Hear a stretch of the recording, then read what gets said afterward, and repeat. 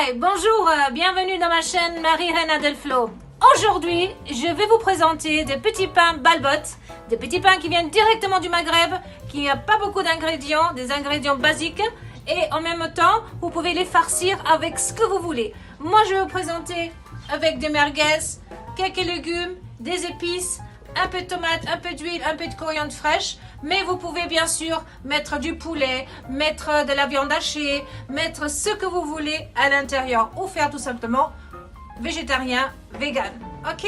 Alors commençons tout de suite par des produits qu'on a besoin essentiels pour faire notre petite pâte avec le pétrisseur ou à la main. Nous avons besoin de 3 bols comme ceci de semoule fine, très très fine. Regardez comment elle est, on dirait de la farine.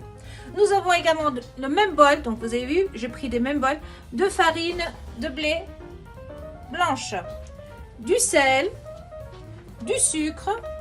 J'ai pris pour le sel, j'ai pris une cuillère à soupe de sel, une cuillère à soupe de sucre et une cuillère de levure boulangère en graines. Voilà. Nous avons besoin également 500 ml d'eau, peut-être un peu plus, tout dépend de votre pâte et de votre consistance de farine, mais on va commencer par 500 ml d'eau.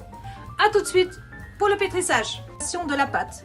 Je vais mettre d'abord ma semoule, j'ai déjà mis un bol, je mets le deuxième et le troisième bol de semoule. Maintenant je mets le sel. Alors le sel, il faut qu'il soit entre la semoule et la farine. Il ne faut pas qu'il soit en contact avec la levure. Je mets ma farine. Je mets mon sucre. Et à la fin, tout à la fin, je mets la levure. C'est très important de respecter ces étapes pour qu'on puisse avoir des balbots vraiment très très croustillants et très tendres. Je ferme et je vais rajouter maintenant de l'eau. On va mélanger les ingrédients d'abord. Elle est prête, vous voyez. Alors il faut qu'elle soit encore collante comme ceci. Vous voyez, elle colle. Donc j'ai mis un petit peu de farine dans mon plat pour qu'elle ne colle pas trop. Donc on va la laisser reposer 1 heure. Et puis dans ce temps-là, je fais ma farce. Donc on la couvre et on la laisse reposer 1 heure.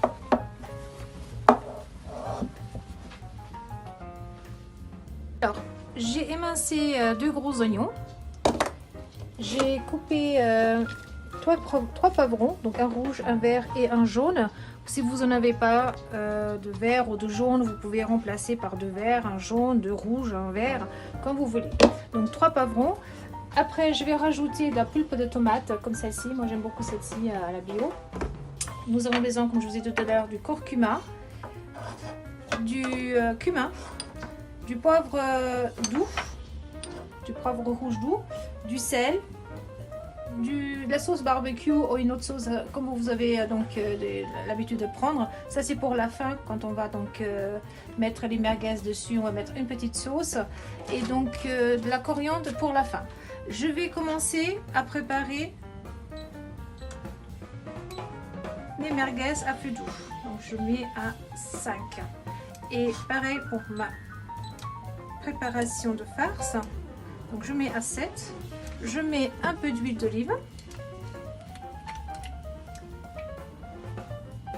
Voilà. Et je vais faire transpirer mes oignons.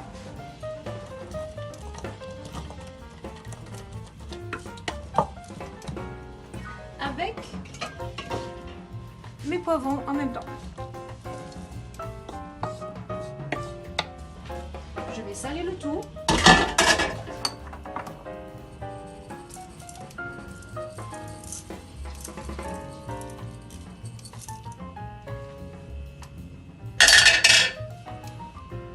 Donc voilà, on va plier de temps en temps.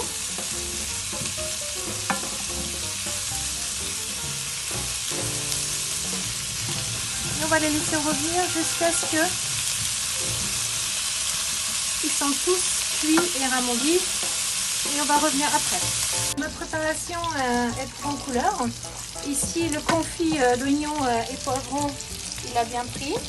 Là, maintenant, je rajoute le curcuma, paprika doux, le cumin et, comme je vous avais dit au départ, ma coriandre finement, mais très très finement coupée. Voilà. Et nous allons maintenant... Alors moi j'aime bien la pulpe de tomate comme ceci, vous voyez. Il y a encore des petits morceaux de tomate dedans. Donc voilà, je vais couvrir ma préparation comme suit. Voilà. Et je vais faire cuire encore un peu d'eau, un petit peu. À tout de suite.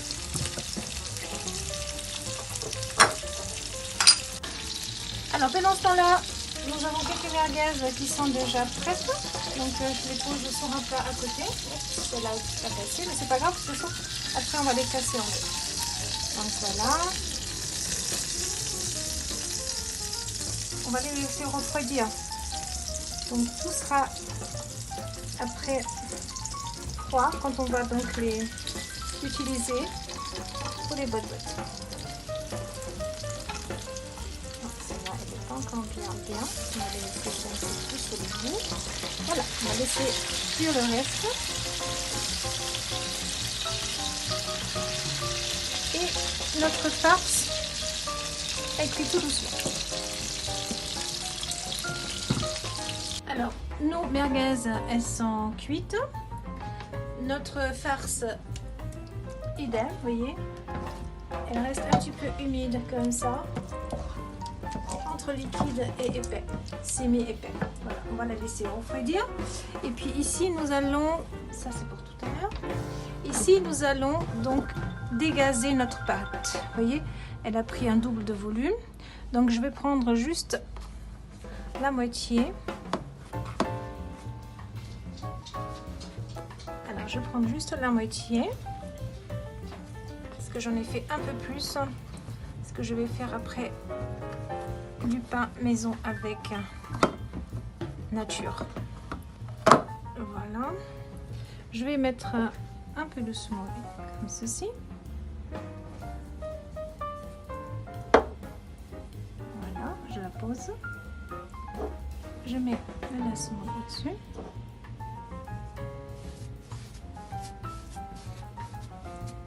Et je vais la dégazer.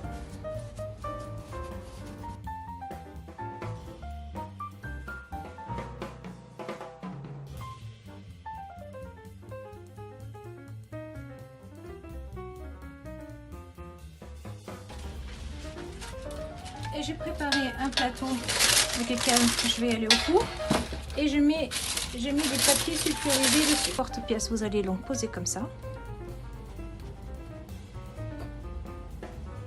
Vous allez prendre et vous allez poser.